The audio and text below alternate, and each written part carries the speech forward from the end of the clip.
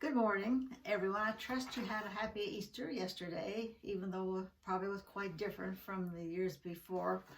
But one thing's for sure, God's resurrection has not changed. And because of that, we can trust Him to be an active part in our life. Our hymn today is Standing on the Promises of God. It was originally chosen because a friend of mine said this is her favorite hymn, but I'm sure she'll be glad to trust it with, or to share it with all of you. It was written 134 years ago by Russell Kelso Carter in 1886. He grew up in a Christian home. His father was very active in various ministries of the church, and his mother faithfully taught the children to trust God and how good He was, and they could trust promises He'd made to take care of them in their life. And he was at age 15 when he made a profession of faith as a cadet when he was at a prayer meeting, the Pennsylvania Military Academy. He accepted God's plan of salvation, but didn't totally commit in trusting or allowing God to plan the rest of his life. He was naturally talented and versatile in so many areas.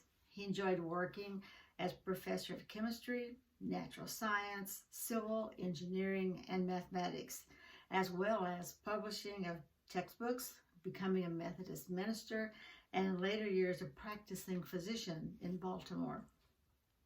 Even became a sheep herder for health reasons, all in one lifetime. That's quite a feat for one person. But I wonder if all those abilities were what created doubts that he needed help from above. He thought, I can navigate quite well, I think, on my own. He was weaving in and out of dependence on the Lord. But his mother's teaching about God's promises continually stayed with him. It just hadn't made that short, but oh so long distance from getting from his head to his heart. How many times does it take a crisis for some of us before God gets us in our attention? By the summer of 1879, at age 30, Russell Carter's heart had become chronically diseased. And after 7 years of medical treatment, the doctors couldn't offer him any more help. This time, Russell Carter knelt down in his mother's room and made a total consecration to serve and trust the Lord, whether he lived or died. And that time, all his doubts were swept away and were followed by a quiet peace that finally filled his heart. I would like to suggest, if you too are struggling with doubts as to does God really hear and care about our situations, or are his promises trustworthy for all times or just some of the times? May I reassure you that all his promises are as good as gold. I have personally found them so during my life. Proverbs 3:5-6 says, Trust in the Lord with all thine heart, and lean not unto thine own understanding.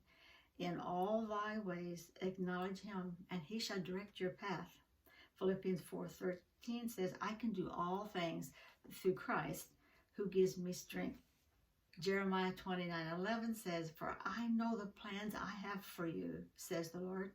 They are plans for good and not disaster, to give you a future and a hope.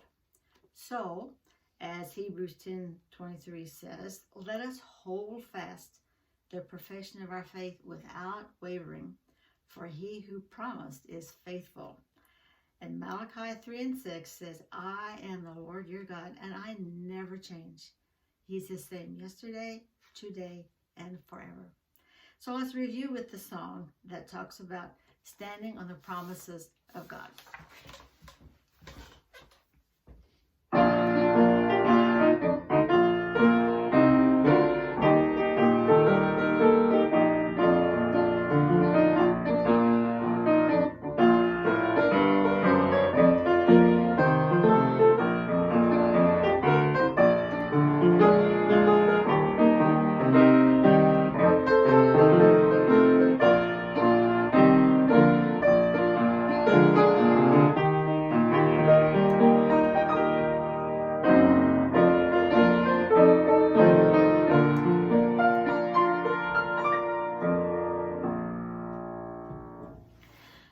that encouraged you today. So please visit us again next Monday for another one of Cheryl's cherished hymns.